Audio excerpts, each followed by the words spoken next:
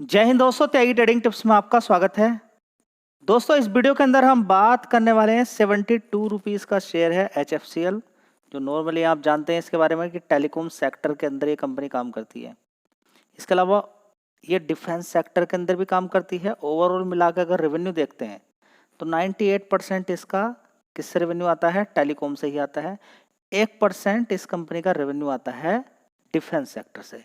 यानी कि किसी कंपनी के अंदर अब मान के चलिए कि इस कंपनी का रेवेन्यू सबसे ज्यादा डिफेंस सेक्टर से ही आता, मान के चलें, तब वो मजेदार वाली बात नहीं थी। अगर कम है यानी कि आने वाले टाइम में बढ़ सकता है, कंपनी और ज्यादा इस पर फोकस कर सकती है और ज्यादा पैसा इन्वेस्टमेंट कर सकती है।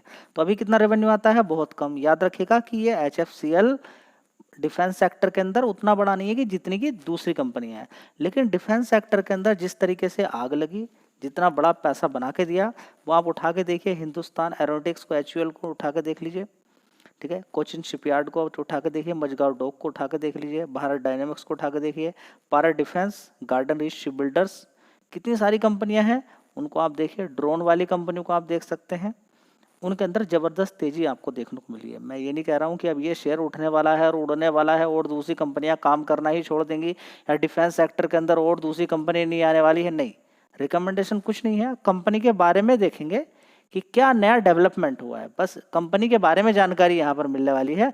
खरीदने बेचने की राय यहाँ पर आपको नहीं मिलेगी। चलिए, कंप्लीट इन्फॉर्मेशन यहाँ पर आज मिल जाएगी आपको HFCL के बारे में। कुछ लोगों के पास होगा या कुछ प्लान कर रहे होंगे।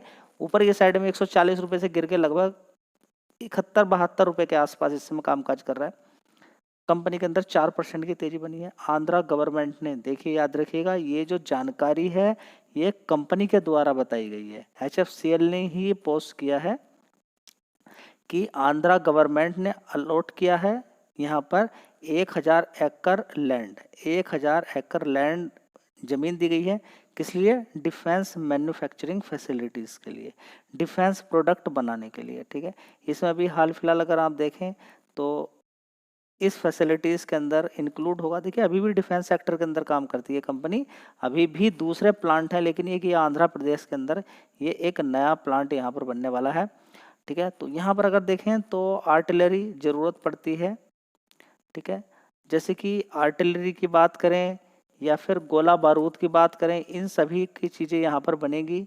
साथ में यहाँ पर अगर देखें तो हाथ से फेंके जाने वाले ग्रेनेड्स होते हैं, बम होते हैं, वो बन के तैयार यहाँ पर होंगे। इसके अलावा और भी प्रोडक्ट यहाँ पर बनकर तैयार किए जाएंगे, ठीक है। तो बहुत अच्छी खबर है जो 1000 एकड़ ज़मीन के अंदर इतनी बड़ी जानकारी, इन्फॉर्मेशन आपको मिल रही है। एक अच्छा स्टेप है कंपनी का, ये आपको मालूम होना चाहिए। अब इसका मतलब ये नहीं कि ये कल ही प्लांट खड़ा हो जाएगा, कल ही ज़मीन यहाँ पर मिल जाएगी। ये अलॉट की गई है, अभी कंपनी यहाँ पर काम करेगी, प्लांट बनेगा, काम चालू होगा, तब वो सामान मार्केट में आएगा, फिर देखा जाएगा कितना है। अभी तो मार्केट कैपिटलाइजेशन 10,600 करोड़ का है।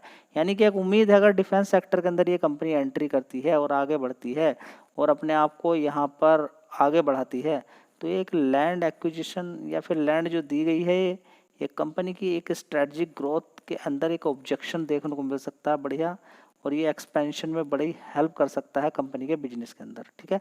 लेकिन याद रखिएगा, भूलिए मत कि अभी 1% ही है, ये आप नहीं भूलेंगे। दोस्तों, अगर बात करते हैं कंपनी की क्या इनिशिएटिव्स ले रही है, मार्केट पोजीशन में किस तरीके से आगे बढ़ रही है कंपनी, यहाँ पर देखेंगे बड़ी गिरावट तो है शेयर के अंदर, लेकिन कंपनी के काम के बारे में एटलीस्ट आपको मालूम होना चाहिए। HFCL देखें स्ट्रेटजिकली शिफ्टेड हो रही है किधर? प्रोडक्ट फोकस, रेवेन्यू मॉडल क्या, particular in optical fibre cables and wifi products के अंदर। एमिंग क्या है कंपनी का? 60% product product revenue contribution by financial year 25 तक। यहाँ पर ये कंपनी बोल रही है कि इन प्रोडक्ट से इतना बड़ा पैसा यहाँ पर बनाने के लिए सोच रही है। चलिए, अब यहाँ पर देखेंगे कि एक्सपेक्टेड क्या है? इम्प्रूव अपने आप को, ठीक है, मार्जिन्स इम्प्रूव करना और reduce working capital needs. The company is also expanding, देखिए जैसे कि बोला, डिफेंस सेक्टर के अंदर अपने आप को बढ़ा रही है। सिक्योरिंग, इतना बड़ा पैसा यहाँ पर अलग अलग देखेंगे, यहाँ पर इतना बड़ा ऑर्डर्स कंपनी को मिला है आर्मी से फॉर किसके लिए? टैक्टिकल ऑप्टिकल फाइबर केबल्स इन अगस्त 2025 के अंदर। बहुत बड़ी बात देखने को मिल रही। इसके अलावा देखेंगे HFCL plan to expand in optical fibre cables production in Europe aiming to capitalise on growing demand. देखिए यूरोप के अंदर भी कंपनी काम कर रही है। अभी और डिटेल में आपको बताने वाला हूँ कि यूरोप के अंदर यूरोप की सरकार ने किस तरीके से HFCL को आगे बढ़ाया और चाइना को किस तरीके से रोक दिया। दोस्तों या तो किसी भी शेयर को छेड़िए मत, अगर छेड़िए तो उसके अंदर पूरी जानकारी निकालिए। खरीदना नहीं खरीदना बाद की बात है, कम से कम एटलीस्ट उसके बारे में जानकारी हो, तभी जाके आगे बात बनेगी। ठीक है, कंपनी की अगर बात करते हैं तो HFCL की अगर बात करते हैं तो कंपनी टेलीकॉम सेक्टर के अंदर ही इंफ्रास्ट्रक्चर से लेकर डेवलपमेंट, इंटीग्रेशन, सप्लाई करती है high and telecom equipment, optical fibre से लेके ऑप्टिक फाइबर, सभी सारी चीज़ें। बिजनेस सेगमेंट की बात करें तो टेलीकॉम प्रोडक्ट से 57% का बिजनेस निकल कर आता है। टेलीकॉम एंड नेटवर्किंग प्रोडक्ट्स भी इसके अंतर्गत आते हैं। उसमें बात करें तो ऑफर करती है कंपनी UBR रेडियोस। ठीक है, इसके अलावा wifi 5/6 access points, AI driven network management. ठीक है, इसके अलावा अगर बात देखते हैं तो टॉप मैन्युफैक्चरर है किसका, वाईफाई एक्सेस पॉइंट्स का and UBR radio in India. Optical fibre cables की बात करते हैं, it manufacture optical fibres, micro cables, ribbon cables, सारी चीज़ें किससे मिलेंगी आपको, इंटरनेट से related. And IBR cables holding the largest market share in optical fibre cables के अंदर लार्जेस्ट मार्केट शेयर कंपनी लेकर बैठी हुई है। डिफेंस सेक्टर की अगर बात करते हैं तो कंपनी देखिए electronic fuse, thermal weapons sites and surveillance radar बनाकर तैयार करती है। ठीक है, कंपनी क्या काम करती है, देखिए अभी कंपनी के बारे में चलिए और डिटेल यहाँ पर देखिए किस तरीके से रेलवे सेक्टर के अंदर भी कितनी बड़ी हेल्प कर रही है। डिफेंस सेक्टर के अंदर तो हेल्प कर ही रही है। बात करें यहाँ पर passive connectivity solution, it supply cable assembles high density cabinets and PLC। इसके अलावा स्प्लिटर्स फॉर हाई बैंडविड्थ देख लीजिएगा, network in data centres, lens and इसके अलावा देखेंगे FTTX नेटवर्क्स। इसके अलावा अगर देखेंगे aerospace and automobile, it provide क्या, कस्टम केबल असेंबल्स। इसके अलावा एरोस्पेस एंड ऑटोमोबाइल इंडस्ट्री के अंदर भी कंपनी का बड़ा सपोर्ट है। सेगमेंट रेवेन्यू ग्रो हो रहा है लगातार इस कंपनी का। इसके अलावा अगर देखते हैं तो टर्की कॉन्ट्रैक्ट एंड सर्विसेज से भी बड़ा कंपनी को प्रॉफिट बनता है। इसके अलावा पब्लिक टेलीकम्युनिकेशन की अगर बात करते हैं तो देखिए कंपनी के अंदर जैसे कि लार्ज टेलीकॉम प्रोजेक्ट के अंदर कंपनी काम करती है, इंक्लूडिंग ऑप्टिकल ट्रांसपोर्ट नेटवर्क की बात करें, रूरल एरियाज होते हैं वहाँ पर GSM नेटवर्क के अंदर कंपनी काम करती है। फाइबर टू होम इसके अंदर भी कंपनी काम करती है। मॉड्यूल के अंदर कंपनी काम करती है।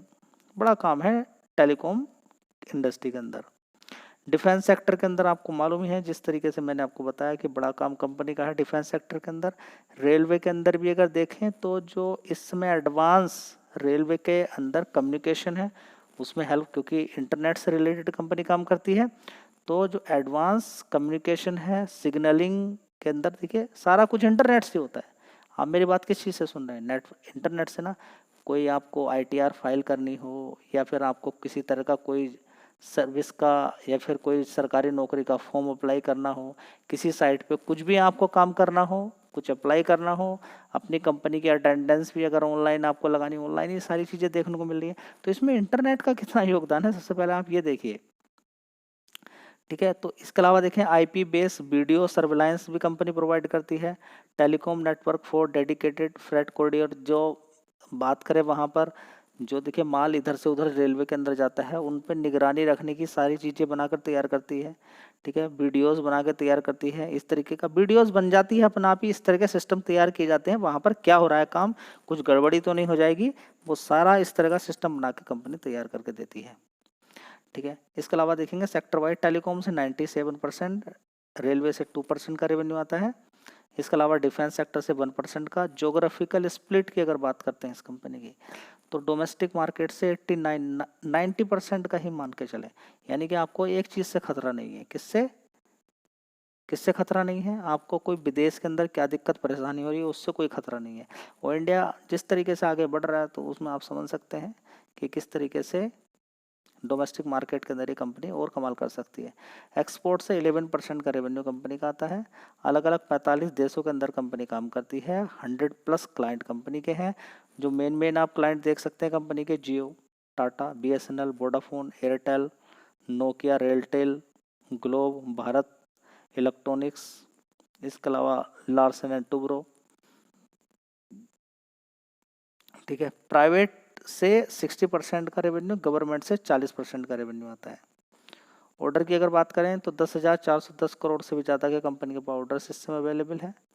इसके अलावा बात करते हैं तो टेक्नोलॉजी पार्टनर भी है कंपनी, क्योंकि टेक्नोलॉजी प्रोवाइड करती है कंपनी, इंटरनेट की सर्विसेज प्रोवाइड करती है। तो यहाँ पर विप्रो जैसी कंपनी की बात करें, ठीक है, इसके अलावा 4, 5G, वाईफाई 7, AI एनालिटिक्स, इनके अंदर बड़े बड़े जो क्लाउड बनाने वाली कंपनी, क्लाउड्स वाली कंपनी, सिस्टम्स बनाने वाली कंपनियां होती हैं, उनसे भी कंपनी की बड़ी बड़ी पार्टनरशिप है। मैन्युफैक्चरिंग कैपेबिलिटीज़ की भी अगर बात करते हैं कंपनी की, तो 5 मैन्युफैक्चरिंग फैसिलिटीज़ कंपनी की हैं, तमिलनाडु के अंदर, तेलंगाना के अंदर, गोवा के अंदर। ठीक है, तो आपको एक हेल्प इस समय मिल रही है कि किस तरीके से आगे कंपनी काम कर रही है। अब देखिए, जो मैंने आपको बात बताई थी कि कंपनी ने किस तरीके से चाइना का मार्केट शेयर खत्म कर दिया यूरोप से। यूरोप ने ही जब देखा कि चाइना इस फील्ड के अंदर, टेलीकॉम सेक्टर के अंदर लगातार, फाइबर वाले टेलीकॉम के अंदर लगातार कंपनी आगे बढ़ रही है और मार्केट शेयर खाती जा रही है वहाँ की कंपनी बड़ी बुरी तरीके से परेशान है। तब उन्होंने पता चला कि HFCL जेन्युइन तरीके से आगे बढ़ रही है और ये कंपनी आगे कुछ कर भी सकती है।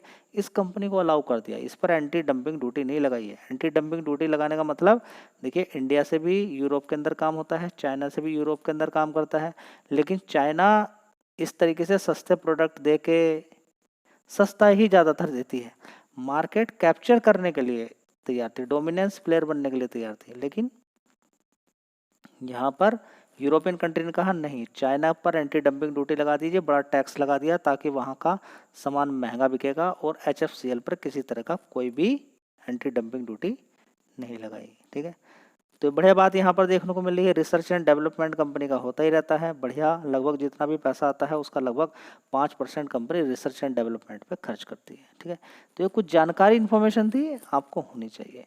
चलिए दोस्तों, डिटेल जानकारी मैंने दे दी, इसका मतलब ये नहीं कि मैं आपसे कह रहा हूँ कि खरीद लीजिए। ठीक है, ये थोड़ा सा समझिए आप, सारी चीज़ों को आप समझेंगे कि 1 साल पहले इस कंपनी का रेवेन्यू 1158 करोड़ था, उसके बाद 1094 करोड़, 1012 करोड़, उसके बाद 801 करोड़। देखिए रेवेन्यू रुक गया, समझिए पहले बात को। अभी कितना हो गया, 871 करोड़, रेवेन्यू तो रुक गया यहाँ पर, आप देखेंगे। चलिए, ऑपरेटिंग प्रॉफिट देखिए कितना है यहाँ पर, 28 करोड़ का। ठीक है, इससे पहले 37 करोड़ का नुकसान कंपनी दिखा दिया, उससे पहले 3 डिजिट के अंदर कंपनी का ऑपरेटिंग प्रॉफिट था। तो यही कमाल की बात है कि 3 डिजिट से अब कंपनी का ऑपरेटिंग प्रॉफिट 2 आ गया, 2 नंबर पे आ गया है। ठीक है, तो ये एक अच्छी बात नहीं है। कंपनी कुछ भी दिखा रही है, लेकिन जो ग्राउंड पे है वो मजबूत चीज़ नहीं है। हाँ, आने वाले टाइम में कुछ अच्छा हो जाए तो बहुत अच्छी बात है। यहाँ पर आप देख लीजिए कि कंपनी ने पिछले 2 क्वार्टर से नुकसान पोस्ट किया है, पहले 2 डिजिट में कंपनी प्रॉफिट दिखाती थी। ठीक है, तो ये हलचल है, अभी काफ़ी समय से कंपनी 3 डिजिट में प्रॉफिट में नहीं पहुँच रही है। तो ये वीक पॉइंट है जो कि आपको समझना चाहिए। अब ऐसा नहीं कि आँख बंद करके आप लग गए, बस खरीदना ही है, डिटेल मिल गई। अब तो डिफेंस सेक्टर के अंदर घुस गई है कंपनी, अब पता नहीं क्या कर देगी और दूसरी कंपनी तो टिक ही नहीं पाएंगी इसके सामने, ऐसा नहीं होना चाहिए। ठीक है, तो देख लीजिए FIs यहाँ पर शेयर के अंदर तेजी बनेगी नहीं बनेगी वो समय बताएगा। FI 6.70% थी, उसके बाद 6.97 हो गई, उसके बाद 7.75% हो गई, और DIs तो काफ़ी समय से इस कंपनी के अंदर लगे हुए हैं, वो तो निकल ही नहीं रहे। 2.58% से आज की डेट में 14% तक पहुंच चुके हैं। ठीक है, तो DIs को यहाँ पर क्या लग रहा है और FIs को यहाँ पर क्या लग रहा है, आप थोड़ा सा दिमाग लगाइए। बाकी यहाँ पर रिकमेंडेशन नहीं है कि मैं आपसे बोल रहा हूँ कि खरीदना ही है, एक जानकारी है। अगर वो चाहिए आपको, आगे भी चाहिए किसी शेयर की, तो आप कमेंट बॉक्स में बता सकते हैं। इसी तरह की आपको जानकारी मिलती रहेगी, तो आपको किसी से पूछने की आवश्यकता नहीं पड़ेगी। जब जानकारी मिल गई है तो फिर शेयर खरीदना नहीं खरीदना वो आपका दिमाग लगेगा उसमें। धन्यवाद।